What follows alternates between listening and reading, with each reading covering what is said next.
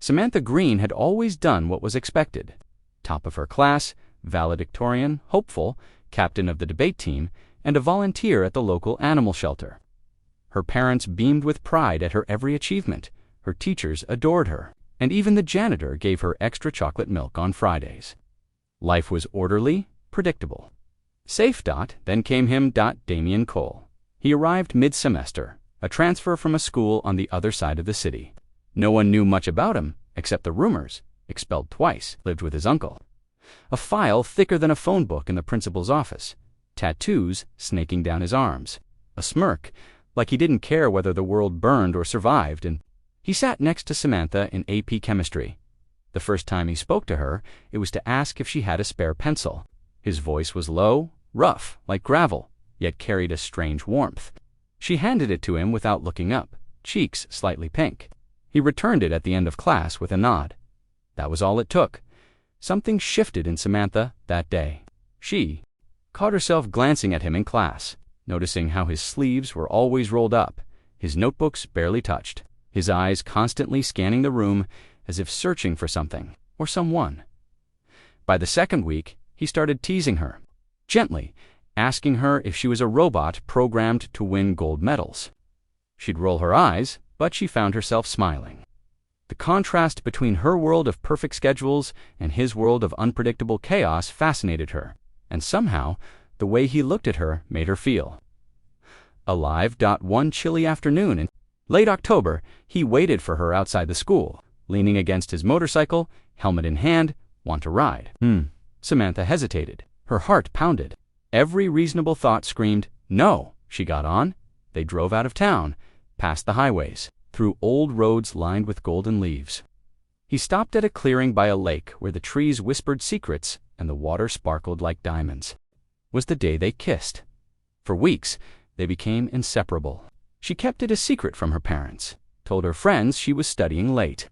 He took her to places she never dreamed of, abandoned rooftops, night carnivals, bonfires in the woods. And yet, he never let her into his world completely. Every time she asked about his past, he deflected with a joke or a kiss.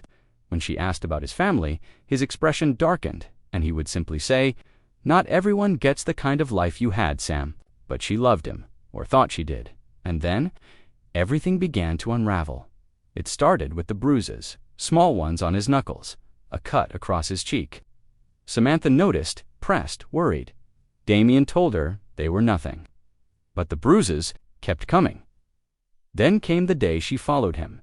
He had told her he needed time alone, but something in his tone was off.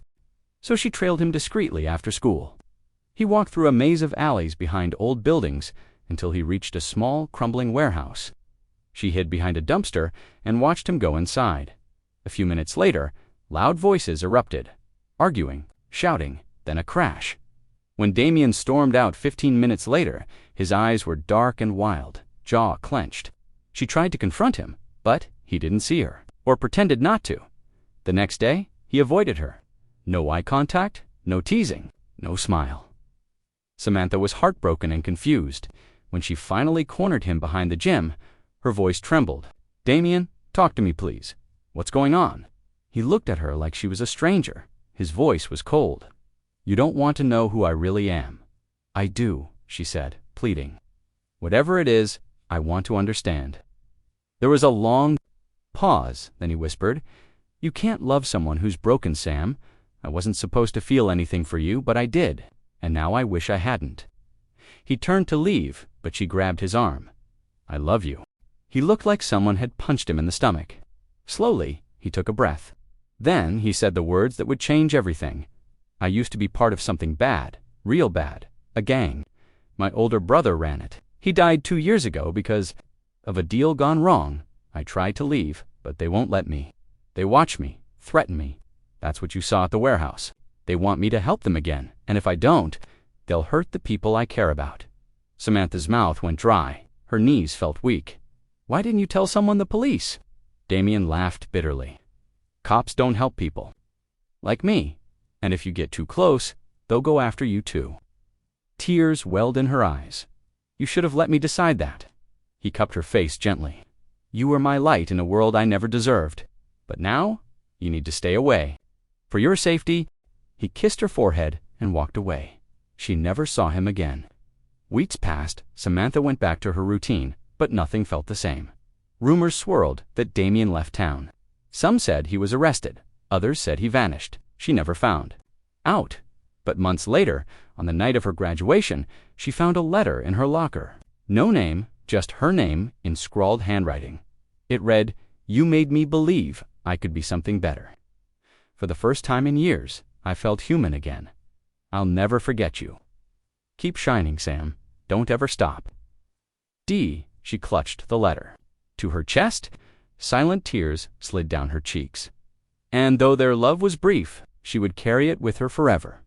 The boy who taught her how to feel, and the secret that tore them apart.